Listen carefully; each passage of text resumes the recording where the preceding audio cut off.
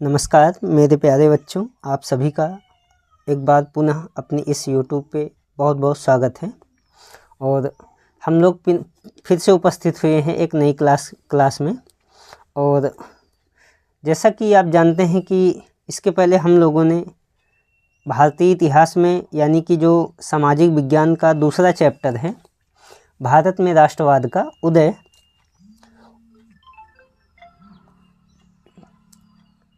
तो उस चैप्टर को पढ़ने के क्रम में हम लोगों ने किस प्रकार से जलियांवाला बाग हत्याकांड तक हम लोगों ने पढ़ लिया है। और अब हम लोग उससे आगे आज की क्लास में चर्चा करने वाले हैं। और जिस टॉपिक पे चर्चा करेंगे उस टॉपिक का नाम है खिलाफत आंदोलन। तो मेरे प्यारे बच्चों, आप टॉपिक तो पढ़ ही रहे हैं, लेकिन उसके साथ साथ कुछ क्वेश्चन को भी आप देखते चलेंगे तो बहुत ही अच्छा होगा, ताकि इससे आपको एक समझने में मदद मिल जाएगी कि हमको एग्ज़ाम में सवाल कैसे बनेंगे, तो किस सवाल को किस तरीके से हमको लिखना है। जैसा कि ऊपर आप देख ही रहे हैं, लिखा है खिलाफत आंदोलन का संक्षिप्त विश्लेषण कीजिए। तो ये क्वेश्चन है और ये 2020 में पूछा गया क्वेश्चन है और ये 6 नंबर का क्वेश्चन है, यानी कि हम कह सकते हैं कि दीर्घ उत्तरी है ये। तो क्वेश्चन ऐसे ही बनेंगे। देखिए, जैसे ये क्वेश्चन आप देख ही लिए कि खिलाफत आंदोलन का संक्षिप्त विश्लेषण कीजिए, यानी कि खिलाफत आंदोलन के बारे में क्या कुछ आप जानते हैं वही लिख देंगे। तो ये खिलाफत आंदोलन का ये जो सवाल है, ये जो क्वेश्चन है, ये आपका पूरा हो जाएगा। तो हम लोग इस क्वेश्चन को करने के लिए हम लोग टॉपिक पढ़ने जा रहे हैं और इस टॉपिक को आप पढ़ लेंगे, तैयार कर लेंगे, तो ये सवाल आपका वहाँ पर कंप्लीट हो जाएगा। तो हम लोग आज पढ़ने वाले हैं खिलाफत आंदोलन बिना किसी देरी के। तो चलिए सब लोग तैयार हो जाइए। और हेडिंग है खिलाफत आंदोलन। और इस आंदोलन को हमको कैसे पढ़ना है, तो आप देखिए, इसको हम लोग हम लोग कुछ ऐसे पढ़ेंगे कि इसको 3 भागों में बांट लेंगे कि एक खिलाफत आंदोलन का समय क्या है, यानी कि खिलाफत आंदोलन कब चलाया गया। दूसरा, इस खिलाफत आंदोलन का कारण क्या है। तीसरा, इस खिलाफत आंदोलन का प्रारंभ या इसकी शुरुआत कब हुई। तो हम लोग ऐसे देखेंगे ताकि हमको चीज़ें समझ में भी आए अच्छे तरीके से। तो इस खिलाफत आंदोलन का जो समय है ये 1919 से 1924 तक, यानी कि ये आंदोलन 1919 में चला और 1924 ईस्वी तक चला। तो ये इसका समय रहा। क्यों चला, खिलाफत आंदोलन क्यों चलाया गया, तो उसका कारण क्या है। कभी कभी सवाल ऐसे ही आ जाते हैं, खिलाफत आंदोलन के कारणों पर टिप्पणी कीजिए। ऐसा सवाल आया तो केवल कारण ही आपको लिखने हैं। तो इसके कारण की बात करें तो इसका जो पहला कारण है ये है, प्रथम विश्व युद्ध में तुर्की मित्र राष्ट्रों के विरुद्ध जर्मनी के पक्ष में शामिल हो गया। मतलब आप इसको समझ पाइए कि जब प्रथम विश्व युद्ध हुआ तो उसमें यानी कि 2 गुट बने थे, एक मित्र राष्ट्र और दूसरा विरोधी राष्ट्र। यानी कि जो दूसरा वाला राष्ट्र है, जिसको हम लोग विरोधी राष्ट्र कह रहे हैं, वो भारत उसकी तरफ नहीं था, भारत मित्र राष्ट्र की तरफ था। यानी कि भारत जिसकी तरफ से युद्ध लड़ रहा था उन सभी देशों को हम लोग कहते हैं मित्र राष्ट्र। ठीक है। तो ये जो तुर्की था ये मित्र राष्ट्र यानी कि भारत की तरफ से, यानी कि इंग्लैंड की ओर से शामिल ना होकर के ये जो है जर्मनी के पक्ष में शामिल हो गया। ये आप देखिए, जर्मनी के पक्ष में शामिल हो गया। तो इसलिए भी क्या हुआ, खिलाफत आंदोलन चलाया गया। क्योंकि जब प्रथम विश्व युद्ध में ब्रिटेन ने जर्मनी को पराजित कर दिया तो जर्मनी की तरफ तुर्की भी था, तो जर्मनी के पराजय से तुर्की की भी पराजय हो गई। ठीक है। इसलिए अब जब तुर्की की पराजय हो गई तो तुर्की का जो खलीफा था या तुर्की का जो सुल्तान था, जब उसकी भी पराजय हो गई। और तुर्की का सुल्तान जो था वो केवल तुर्की का सुल्तान ने, यानी कि तुर्की का खलीफा ही नहीं था, बल्कि पूरे विश्व में जितने इस्लाम धर्म के अनुयायी थे, जितने मुसलमान भाई थे, सबके खलीफा के रूप में वही व्यक्ति था। तो जब उसकी पराजय हुई तो इसे एक तरीके से मान लिया गया कि सारे इस्लाम धर्म के अनुयायियों की पराजय हुई, इसलिए खिलाफत आंदोलन चलाया गया। ठीक है, ये हुआ। दूसरा कारण क्या है, दूसरा कारण ये है कि विश्व युद्ध खत्म होने के बाद तुर्की का विभाजन एवं पवित्र स्थलों पर कब्जा।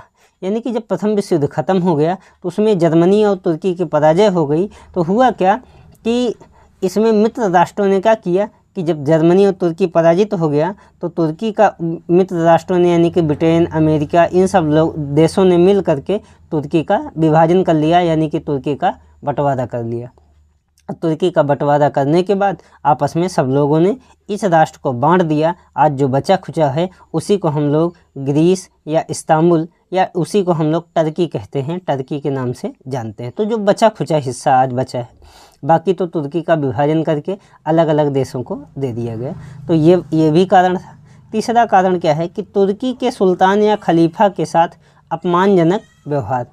तो तुर्की का जो खलीफा था या सुल्तान था, इस यानी कि पराजय के साथ में उसका भी अपमान कर दिया गया, इसलिए भी खिलाफत आंदोलन चलाया गया। ठीक है, और आगे बढ़ते हैं। इस आंदोलन का प्रारंभ या शुरुआत किसने की? तो आप देख ही रहे हैं, खिलाफत आंदोलन का प्रारंभ या इसकी शुरुआत अली बंधुओं ने की। अली बंधुओं में 2 व्यक्ति थे, एक का नाम है मोहम्मद अली और दूसरे व्यक्ति का नाम है शौकत अली। तो इसकी शुरुआत मोहम्मद अली और शौकत अली नामक व्यक्तियों ने किया और इन दोनों व्यक्तियों ने मिल करके केंद्रीय खिलाफत कमेटी का गठन किया। ठीक है, तो केंद्रीय खिलाफत कमेटी बनाई और ये जो केंद्रीय खिलाफत कमेटी है, इस केंद्रीय खिलाफत कमेटी के अध्यक्ष कौन थे? इधर देखिए, तो इसके जो अध्यक्ष थे वो थे हज़रत मोहानी थे, इसके जो सचिव थे वो थे शौकत अली और इसके जो सदस्य थे उसमें मोहम्मद अली, हकीम अजमल खां, मौलाना अंसारी